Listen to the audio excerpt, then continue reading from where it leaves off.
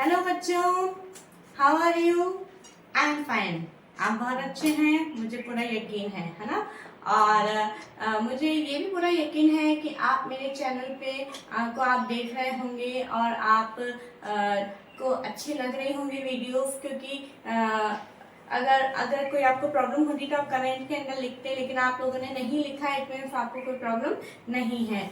Okay, और आज हम हमारा 8th क्लास का नेक्स्ट टॉपिक स्टार्ट करने जा रहे हैं। वो है हमारा कौन सा है? सोइंग। क्योंकि हमने फर्स्ट टॉपिक हमने लिख लिया था, मतलब हमने समझ लिया था। वो क्या था हमारा फर्स्ट टॉपिक? क्या था हमारा? Preparation of soil. तो आज हम हमारा नेक्स्ट टॉपिक हम देखने जा रहे हैं बच्चों।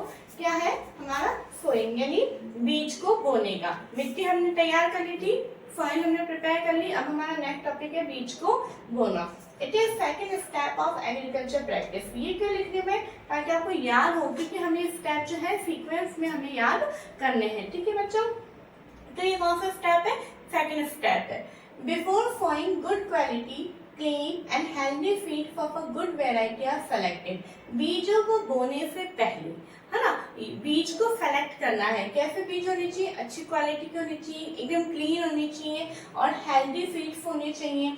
ठीक है, तो उन बीजों को सेलेक्ट किया जाता है। अब बीजों को सेलेक्ट करने के लिए क्या करना है हमें? हम एक बीकर लेंगे, उसके अंदर हम पानी लेंगे, आधा पानी से भरेंगे। आधा पानी से भरने के बाद जब हम उसके अंदर बीजों को डालते हैं, तो बीज डालने के बाद उसे जब हमें उसे स्टिर करके हिला के थोड़ी देर के लिए रखेंगे, तो हम क्या देखते हैं?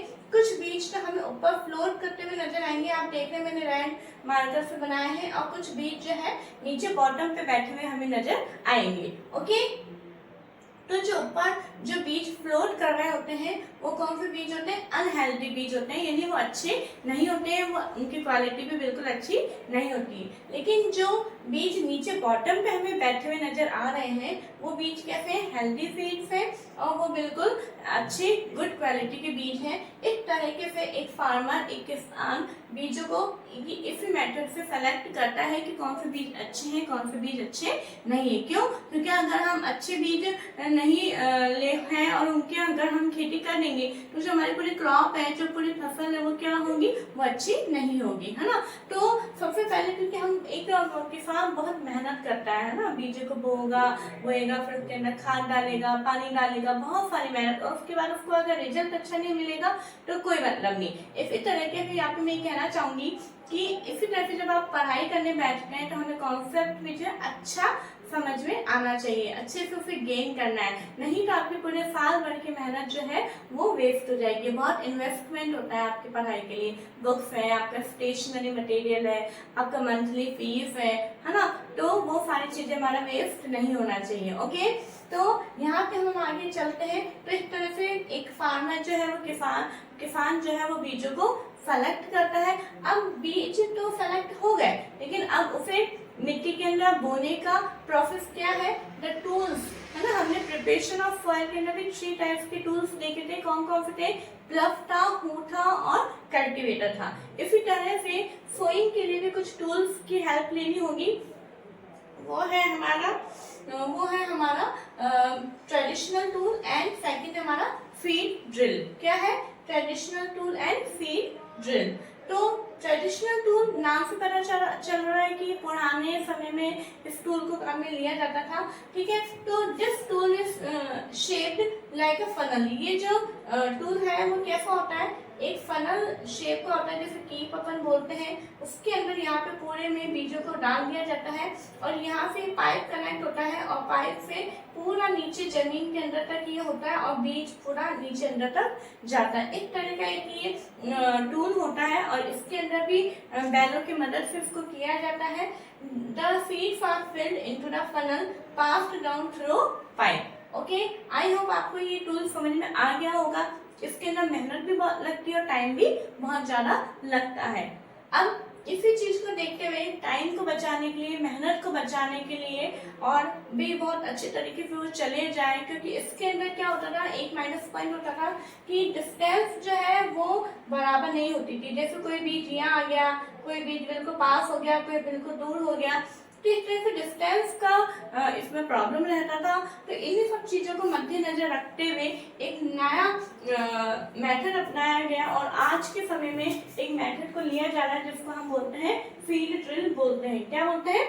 फील्ड ड्रिल बोलते हैं। जैसे अपने ड्रिल मशीन होती है, तो ड्रिल मशीन में क्या होता है, जैसे मशीन से अपन वॉल के अंदर अपने को छेद करना होता है तो वो पूरा अंदर तक जाता है। इसी तरह से ये भी एक उसी तरीके से एक ट्रैक्टर लाइक मशीन होती है ये।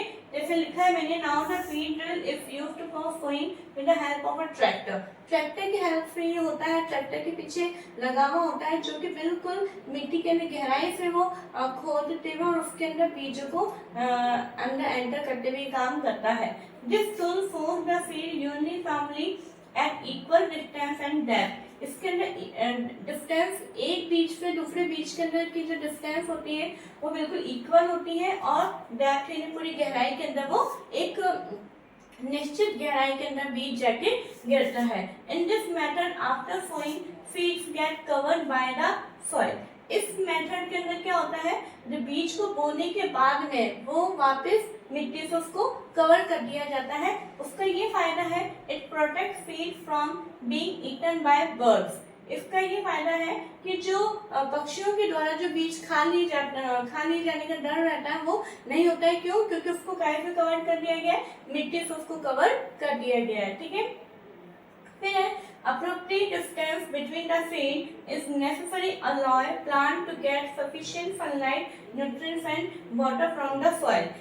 जब एक बीज से दूसरे बीज की जो डिस्टेंस होती है वो अप्रोप्रिएट होती है, यानी जितनी होनी चाहिए अगर उतनी होती है तो क्या होता है, तो प्लांट जो होता है उसको सफिशिएंट मतलब जितनी सनलाइट मिलनी चाहिए उतनी मिलती है और फिर जितना न्यूट्रिएंट्स चाहिए होता है, जितना वाटर चाहिए होता है वो सबको इक्वली मिलता है। ओके, तो यहाँ पे आई होप आपको ये टॉपिक समझ में आ गया होगा। मेन आपको यहाँ पे याद करने वाली बात ये है कि सोइंग के लिए कितने टूल्स की जरूरत होती है, तो 2 टूल्स की जरूरत होती है। कौन कौन सा? Traditional tool and field drill. ठीक है, ये भी पूछा जा सकता है नाउ डेज करंटली में अभी हम कौन सा टूल से हम ये प्रोसेस करते हैं, तो आपका आंसर क्या होगा? फील्ड ड्रिल की तरफ से होगा। फील्ड ड्रिल किसकी मदद से होता है? ट्रैक्टर की मदद से ये होता है। तो आपको इसके अंदर कुछ एक ही पॉइंट है लेकिन आपको याद होना जरूरी है। ओके बच्चों, तो आई होप आपको ये वीडियो समझ में आया होगा और अगर कहीं कुछ भी प्रॉब्लम है तो बच्चों प्लीज आप पूछ सकते हैं और अगर आपको अच्छी लगे तो आप अपने दोस्तों को, अपने कजिन को भी आप इसे शेयर करिए और अच्छा लगे तो लाइक करिए, शेयर करिए और सब्सक्राइब करिए। Okay, thank you so much.